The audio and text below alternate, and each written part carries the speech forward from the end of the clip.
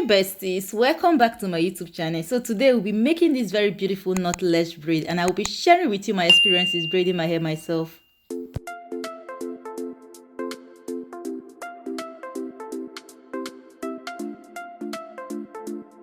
So guys, this is the extension we'll be using. I'm using Lush extension and the color is called ginger. So this is ginger color, and first of all I'll be wetting my hair with water.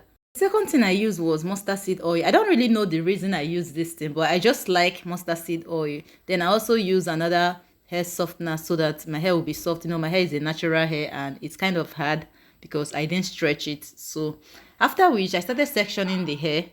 I started with braiding my hair because it is a knotless braid. Of course, you start with your hair before adding extension. So guys, this is where everything starts, because after I had finished making this hair, I discovered that my patterns were not straight at all. It wasn't straight. Whereas when I was looking at myself, especially when I was looking at my phone camera, I thought that everything was just perfect as I had wanted it. But when I finished making this hair, I discovered that the patterns were not as I had expected. I don't know if any of you had had this kind of experience before. So let's just go on. A little background about myself. I started making hair very young. I can't even remember when I don't know how to make hair, because as young as 6-8 years old, I know I was making my friends hair.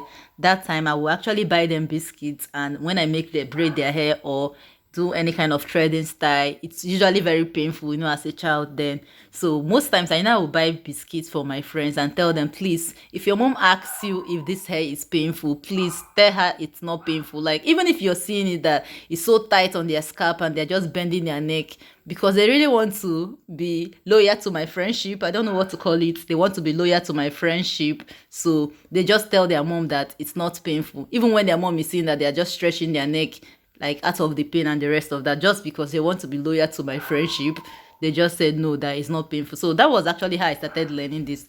Then when I started growing up more, most times when I see a hairstyle and maybe my friends are not around, I will just try it on my own scalp. So at a very young age, I started making hair on my own scalp too. I started making this hair on my own scalp. So I know that I learned a lot of new styles on my scalp, though most times I might not really go out with this hair. Yeah, most times I might not really go out because I will just make like 1, 2, 3 pieces just to be sure that, yeah, I know how to make this hair, and I keep trying and trying until I get better at it. So, but I'm just surprised right now because recording this is entirely different. I watch other YouTubers and most times at the end of their results, I see that their hair is very okay. It's well partitioned and everything. It's looking so smooth. I don't really know how they do it, but before I made this video, I tried the mirror pattern because, yeah, I used to use mirror for my hair when I braid my hair and the rest of that, and it works out for me. But I don't even know how to position the mirror that it's not going to be getting into this video. So I tried that pattern and I noticed that even the video I made with that mirror, it didn't really go well. I was not proud of it at all. I don't know. I don't even know if to discard the video. I don't know if to post it later, but my result wasn't something that I really loved. And I said, okay, this one, I'm not going to try that. Let me just try.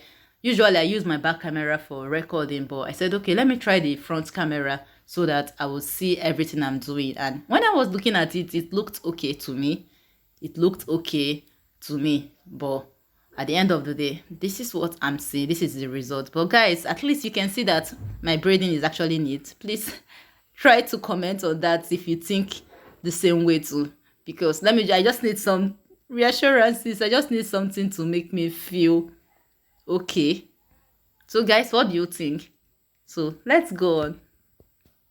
So I'm going back to my story as a child, as a hairstylist, as a child. So then we had some people that own salons in our area. I would say they are aunties because they are people I call aunties. They are not related to me, but in Nigeria, if you're coming from Nigeria, you know that anybody that is older than you is an auntie. If it's a man, he's an uncle or brother, like we call it brother. But we call it brother. That's like a respectful tone for an older man or an older lady you call auntie. So those aunties in our area, then most times they will just call me to come and help them to make some hairstyles or teach them, and I will be so happy.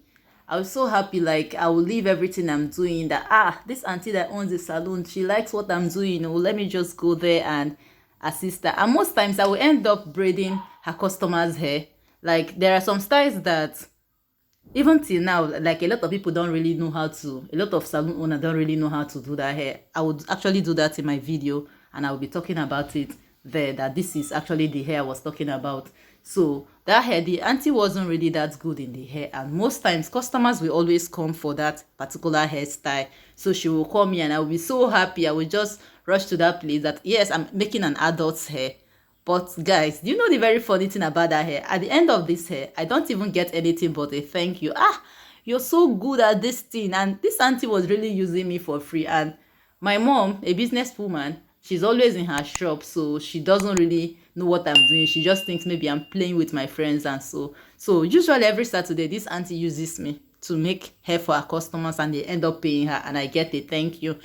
But I was just very happy that yeah, I was doing this. So that went on and on and on until at a point, and I started monetizing my skill.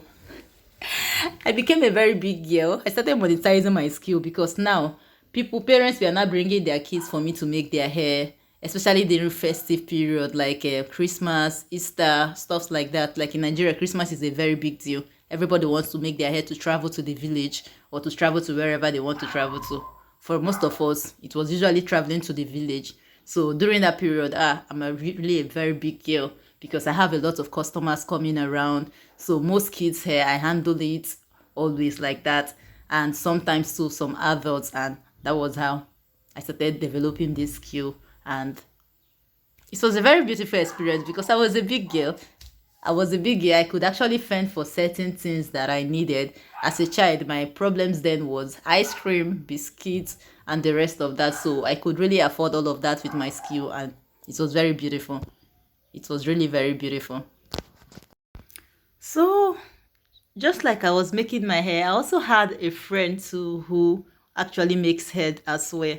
So sometimes we just switch places. She makes me and I make her hair and stuff like that. And so that was how we were going, and we are very, very happy. We are very happy that we actually had something that makes some aunties recognize us, because that recognition from aunties was very, very important to us. It was so important to us because they'll be like, this little girl knows how to make this hair. This little girl is skilled in this and skilled in that.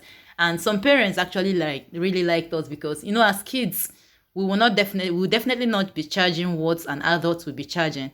First of all, I do not own a salon. I just make it in front of our house. So it's way cheaper than taking your children to the salon. So that was the reason why I kept getting customers and customers. At a point, even people started bringing their children, like school students. So during the school session, definitely all of their hairs, I handled it. Some families, I handle up to 3 kids in the family. And I kept getting referrals like that. So one day, one of my friends made me her own hair, just like the same way I used to make my friends' hair too. So that hair she made me, it was tight. It was tight, but I didn't also want to lose that hair because I also wanted to be loyal to her friendship as well. Yeah, I didn't want to lose the hair. So the hair was tight. It wasn't tight like all round. It wasn't tight like all round. It was just like at the back side. She kind of pulled the hair like from the back side. So it was tight, and I thought that after some time, like it would actually go away. But no, this didn't go away the way I thought. It did not go away at all as I had thought. So instead, I actually had this very big boil. It was so big. So after some time, the boil actually ripened, and we thought it's something we could pop and everything would just come out of it. But no, it didn't work like that. My mom tried to pop it. The more she was popping, I was just feeling pain and it was not opening up. That boy actually took me to the hospital. He took me to the hospital. So when the nurse that was attending to me tried to pop it with a pin, I don't know the kind of skin I had, but it didn't work. She had to use a scissors and a syringe. It was a syringe that she used, and she was able to pop, but everybody was holding me because it was so painful. Till date, I still remember the kind of pain I felt that day. Even the person that held me, I think I beat that person because it was so painful, and everything came out, and they had to even shave my hair. The same hair that I didn't want anybody to touch, the same hair I don't want anything to happen to because I like making hair so much. I love my hair braided. I love making hair, changing different styles and the rest of all of that. So my hair had to be shaved. So I told the woman, no, you can't shave my hair. You can't shave. She said that's the only way she can put plaster because it was bleeding and there was a big open hole there that had to be covered. So she tried to talk to me. I said, no, you can't shave my hair. So they ended up just shaving like around that place and a little extended from that place. So that was how my hair was shaved and plastered. And I still continue with my hair. Very funny. I still continued with making my hair and until it healed. Until it healed totally. And after some time, the hair grew back there again and I was very happy. So besties, I actually do not want any unfiltered hair experience here. I do not want to filter because I know that yeah, there are some people like me too that actually have this experience of making their hair and they don't really understand why theirs can't be that smooth.